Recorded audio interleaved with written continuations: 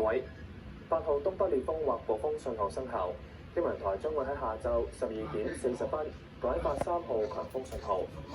超強颱風摩羯集嘅香港之西南約400公里，預料向西或西北偏西移動，時速大約係15公里，移向海南島至雷州半島一帶。天文台話，過去幾個鐘，摩羯繼續採取較為偏西嘅路徑移動，逐漸遠離本港。預料本港普遍風力會逐漸減弱，但同摩羯相關嘅雨帶今日仍然會影響珠江口一帶。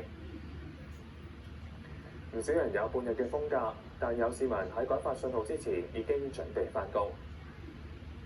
因為上次公司要買數，咁就趕住翻公司係咯，都 OK 嘅。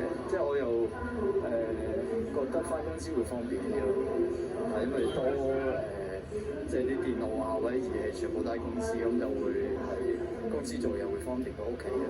我哋係做啲物業管理嗰啲，颱風都要翻工㗎，12級、12風球都要翻工。一日要翻半日嘅咯喎。係啊。會失望咩？唔會啊。點解咧？我中意翻工，係冇所謂啊！咁冇風就要翻工㗎啦，正常係先。港鐵話，隨住天文台稍後將會改發3號強風信號，稍後時間會逐步加密列車同輕鐵班次。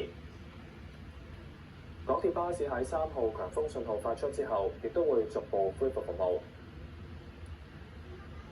港鐵又話，市區預辦登機服務截止時間維持航班起飛前嘅120分鐘，直至另行通知。九巴話，路線 B1 同 B9、龍運路線 S1、S64、S64C、S64P 同 S64X 目前維持有限度服務。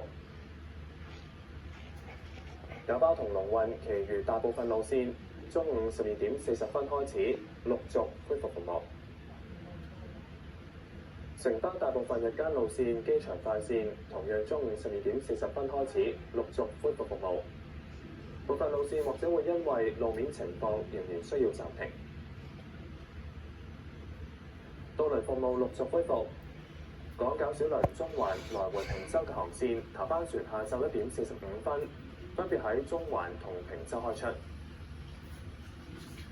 來往中環至榕樹灣頭班船同樣下晝1點45分開出。至於中環至索罟灣嘅航班，則下晝嘅1點50分恢復。